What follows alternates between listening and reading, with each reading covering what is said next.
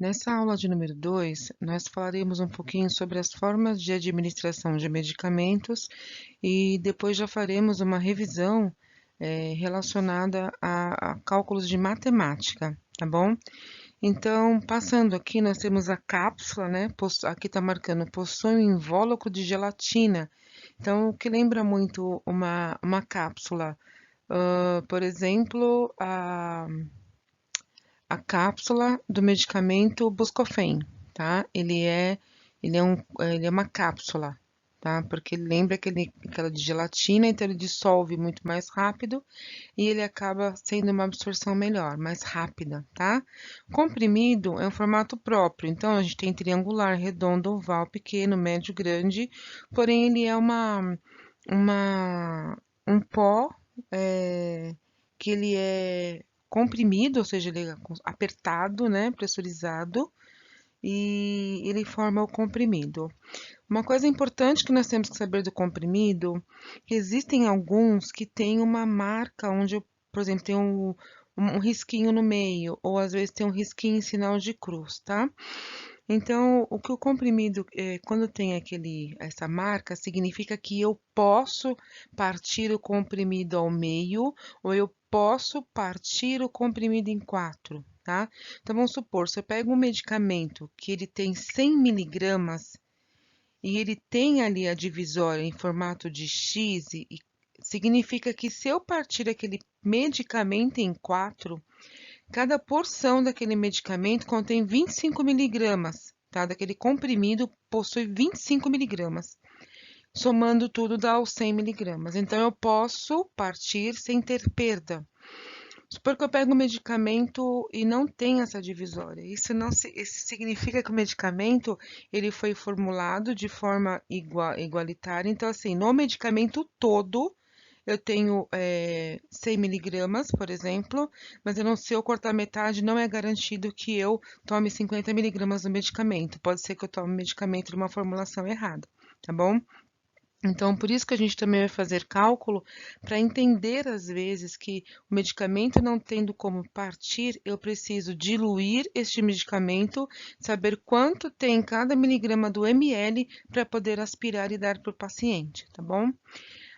A draja possui um revestimento de solução de queratina feita de açúcar, por exemplo, Neosaldina. Então, a Neosaldina é uma drágia, tá?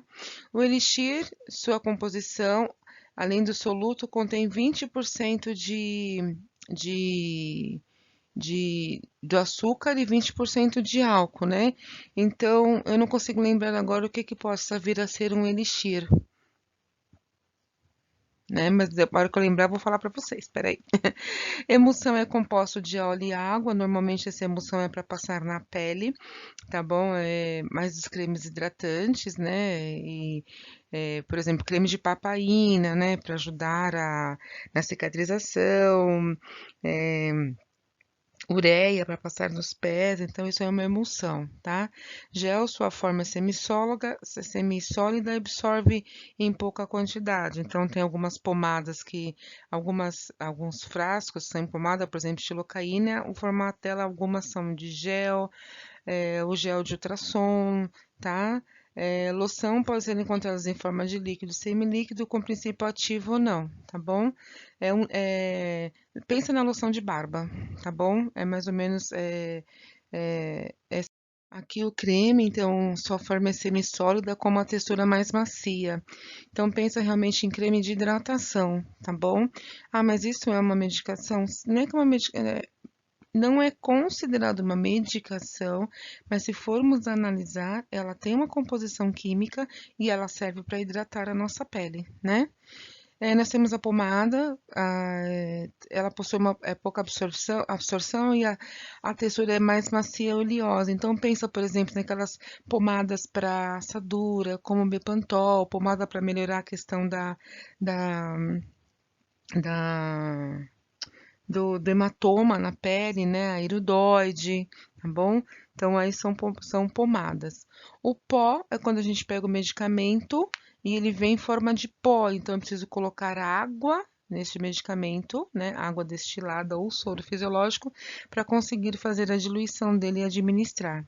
Suspensão possui uma substância sólida, então, às vezes você compra, vai, o clavulanato, que é um medicamento antibiótico, ele vem em pó e você precisa colocar a água na quantidade para poder fazer com que o medicamento vire aí na parte ele virar líquido para que eu consiga tomar ou dar para alguém, tá bom?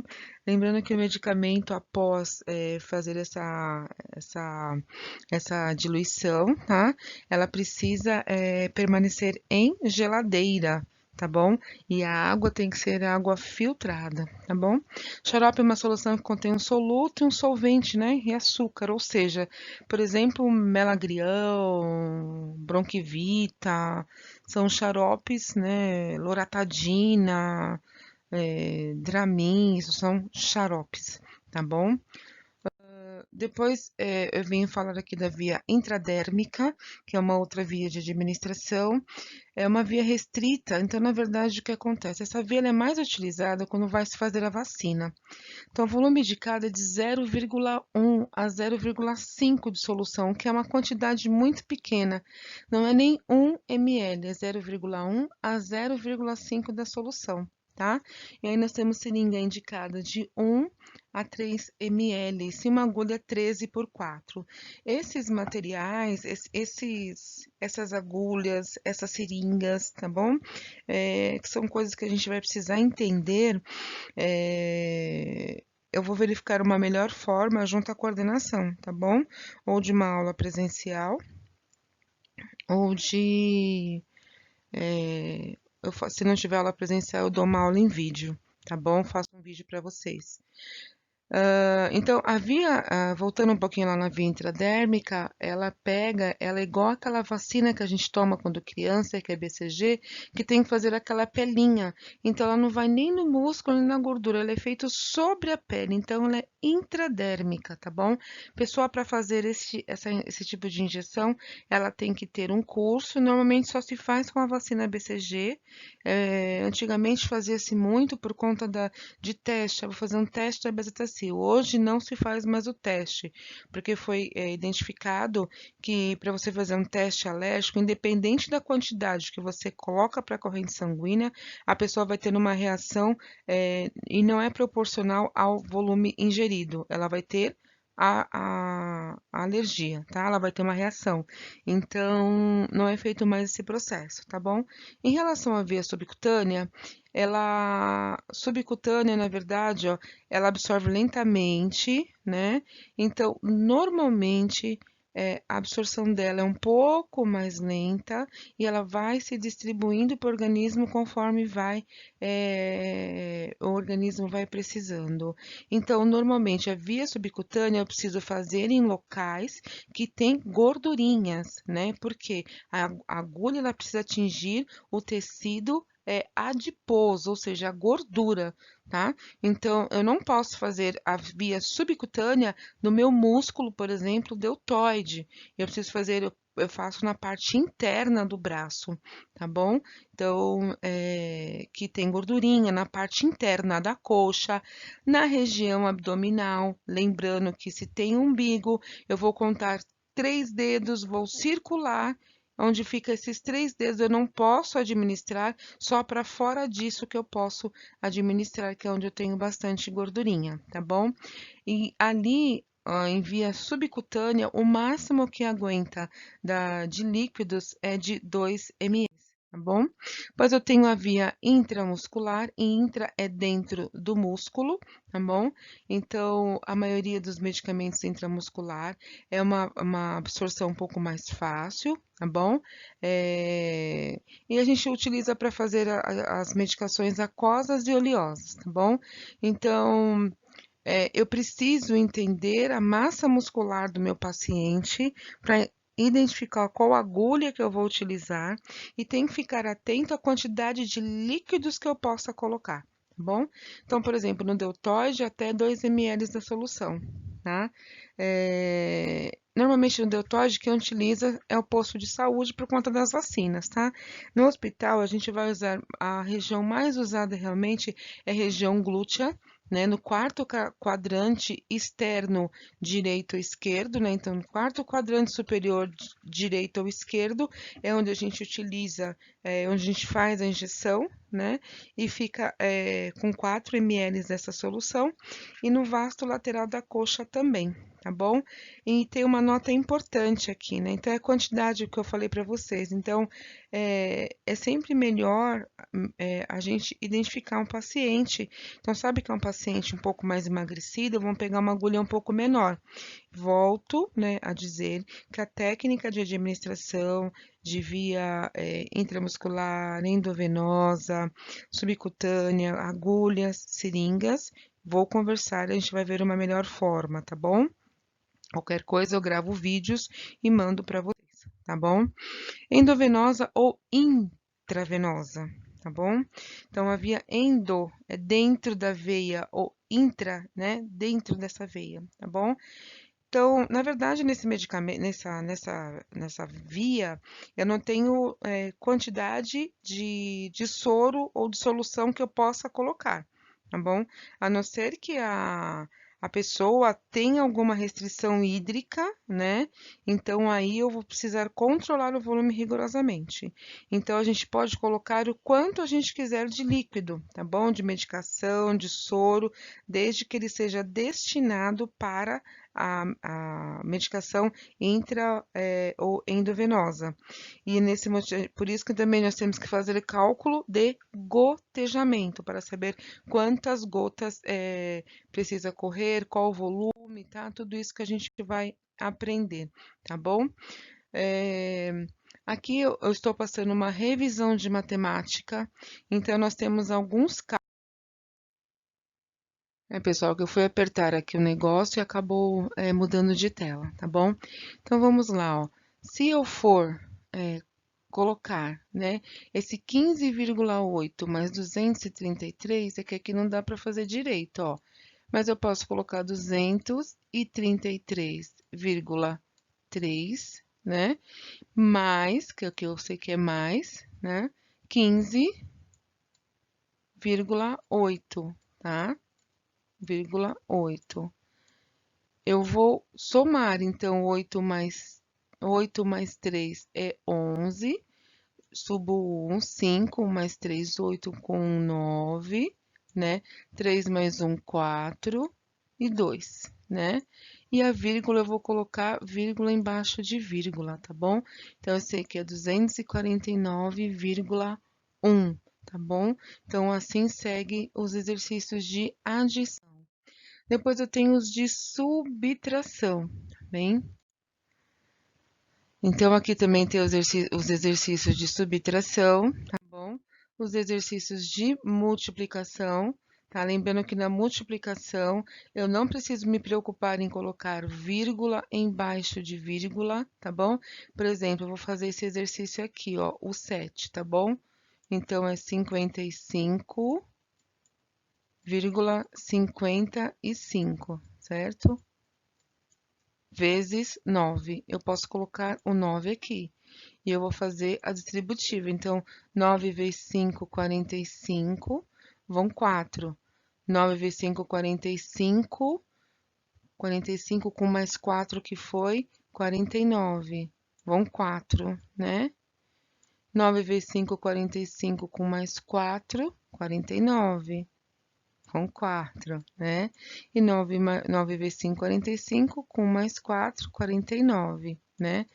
E aí eu vou contar a quantidade de vírgula que tem. Então, tem uma casa, depois da vírgula, duas casas após a vírgula. Uma, duas, e vou colocar a minha vírgula aqui.